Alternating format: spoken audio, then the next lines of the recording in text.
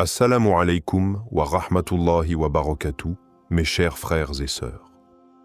Aujourd'hui, je vais vous partager un secret puissant, simple, mais incroyablement transformateur. Imaginez qu'il existe une parole, transmise depuis des siècles, qui parle d'une guérison totale, d'une délivrance complète, offerte non pas à un individu ordinaire, mais au plus mystérieux des hommes, l'imam al-Mahdi. Dans la tradition islamique, chaque mot revêt un poids, chaque expression contient une sagesse. Lorsque les savants, les soufis ou les gens de sciences spirituelles parlent d'une bonne nouvelle pour le Mahdi, ce n'est pas une expression anodine. Cette annonce est lourde de sens. Elle désigne un moment de basculement, une transition entre l'ombre et la lumière, entre l'attente silencieuse et l'action divine manifeste. De même, le terme « guérison complète » ne désigne pas simplement un soulagement corporel, mais une libération de l'âme, une cicatrisation des blessures invisibles, un apaisement profond envoyé par Allah lui-même. Dans un monde où la majorité des croyants se sentent qu'elle est perdue, affaiblie, persécutée ou divisée, la figure du Mahdi devient un symbole vivant d'espoir. Sa venue est une miséricorde, une promesse, un signe que la nuit prendra fin. Mais avant que cette lumière ne brille sur le monde entier, elle doit d'abord illuminer son propre cœur. Le Mahdi aussi passe par des ténèbres. Il connaît la douleur, l'isolement, la confusion, et c'est dans cette obscurité que descendra sur lui la Bouchra, cette bonne nouvelle tant attendue. C'est cette étincelle qui mettra fin à l'errance et qui ouvrira la voie à sa guérison complète. L'imam al-Mahdi est une figure centrale dans les traditions prophétiques liées à la fin des temps. Les savants des 4 écoles juridiques, les soufis comme les traditionalistes, ont tous transmis des récits qui parlent de lui avec respect, prudence et parfois avec une profondeur symbolique immense. Il est décrit comme un homme parmi les hommes, mais choisi par Allah pour être le réformateur final, le rassembleur de la Ummah, celui qui mettra fin à la tyrannie et ramènera la justice, comme elle a bien été instaurée par le prophète Muhammad, paix et bénédiction sur lui. Parmi les hadiths, on retrouve cette annonce rassurante. Même s'il ne restait qu'un seul jour à vivre dans ce monde, Allah prolongerait ce jour jusqu'à ce qu'il envoie un homme de ma descendance portant mon nom, et il remplira la terre de justice comme elle a été remplie d'injustice.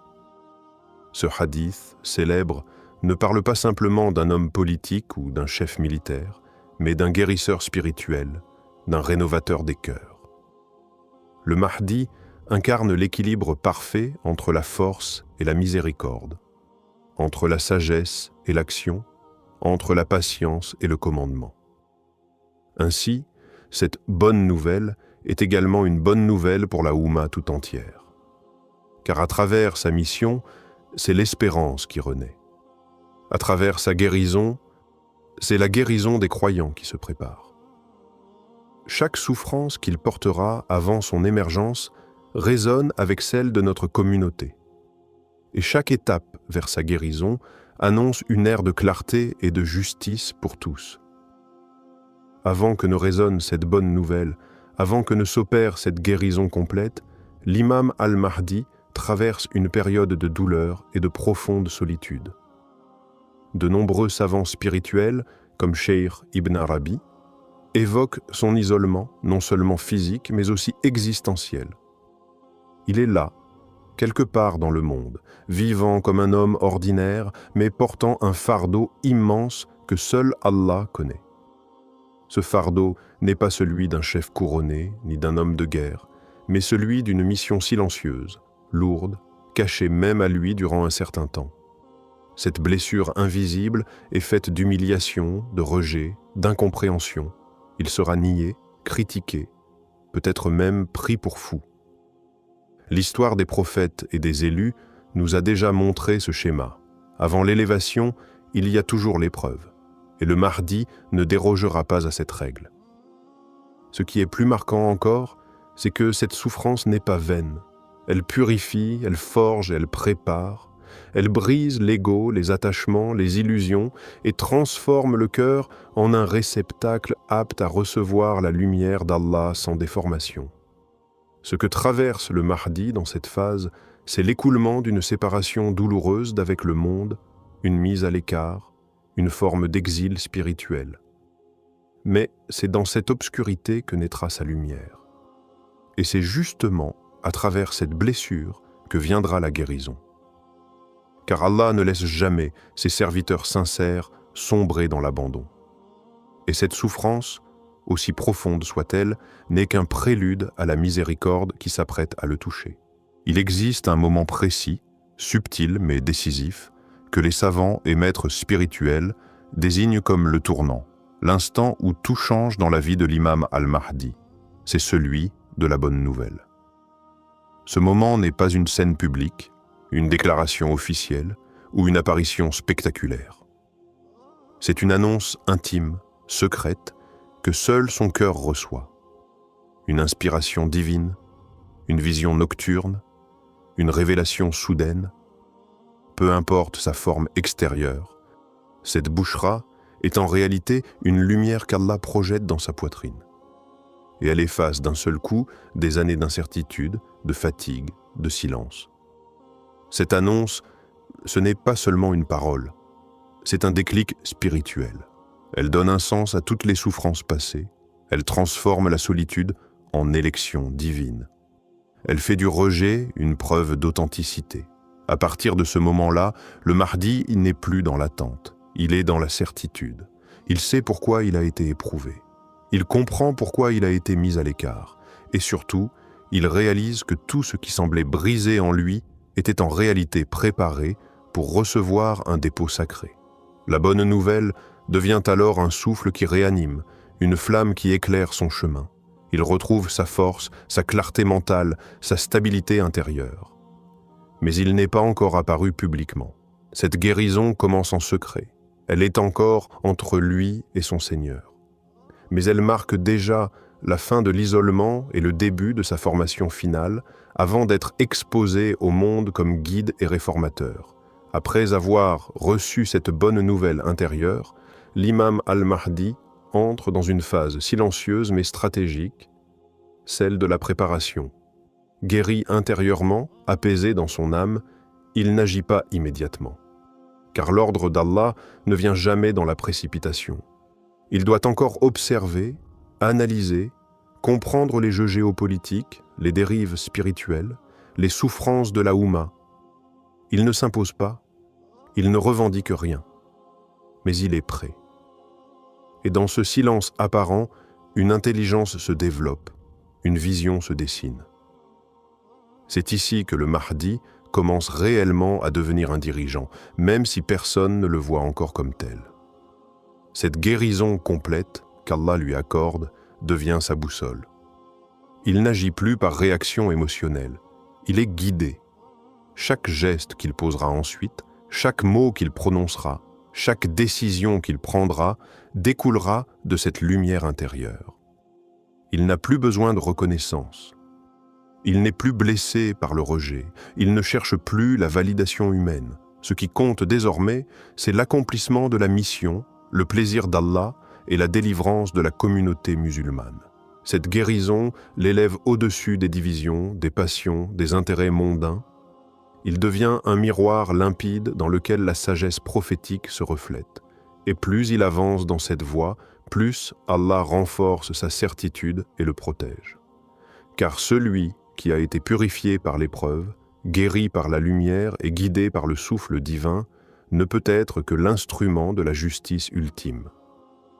La guérison de l'imam al-Mahdi ne reste pas confinée à sa personne. Elle agit comme une onde, une expansion silencieuse qui touche d'abord les cœurs éveillés, puis ceux en quête de vérité jusqu'à atteindre les masses. Cette transformation intérieure, transmise par le souffle divin, prépare l'environnement à l'accueillir. Avant même son apparition publique, certains commencent à ressentir une attirance inexpliquée vers un renouveau, un besoin de réforme authentique, un appel à revenir au cœur du message prophétique. Ce phénomène subtil est un effet direct de la guérison complète du Mahdi. Ce qu'il porte en lui rayonne déjà dans le monde. Les gens commencent à s'interroger, à chercher, à abandonner les illusions modernes. Une soif de vérité naît, une méfiance vis-à-vis des figures corrompues, des idéologies destructrices. Ce climat mondial, cette attente floue mais réelle, n'est pas due au hasard. C'est un effet spirituel provoqué par la restauration intérieure du Mahdi. Allah l'a guéri pour qu'il guérisse. Il l'a consolé pour qu'il console. Il l'a éveillé pour qu'il éveille les autres. Chaque signe dans le monde devient une réponse à son propre parcours. Et lorsque le moment viendra, lorsqu'il recevra l'ordre d'Allah de se manifester, ce ne sera pas une rupture brutale. Ce sera l'aboutissement logique d'un processus profondément spirituel. Il émergera dans un monde prêt à l'entendre, et bien que les oppositions seront nombreuses, ses alliés auront déjà été guidés. Leur cœur avait déjà perçu ce que leur regard ignorait. Car lorsque la guérison touche l'élu, c'est toute la Oumma qui commence à guérir avec lui. Lorsque l'imam al-Mahdi apparaîtra, ce ne sera pas un homme en quête de pouvoir ni un personnage construit par les attentes des foules. Ce sera un homme réconcilié avec lui-même, pleinement guéri, totalement dédié à sa mission. La bonne nouvelle qu'il a reçue autrefois n'était que le début, la guérison, le chemin. Et désormais, son apparition sera la conséquence naturelle d'un travail divin effectué dans le secret. Il parlera peu, mais ses mots auront du poids. Il marchera doucement, mais ses pas changeront le monde. Car celui qui a été réparé par Allah porte en lui une autorité qui ne dépend d'aucun trône ni d'aucun titre. Les ennemis de la vérité le reconnaîtront aussi, non pas par ses discours, mais par la gêne profonde qu'ils ressentiront face à sa présence.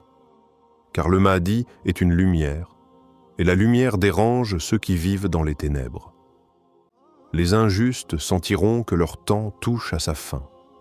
Les hypocrites perdront leur masque. Les arrogants seront humiliés.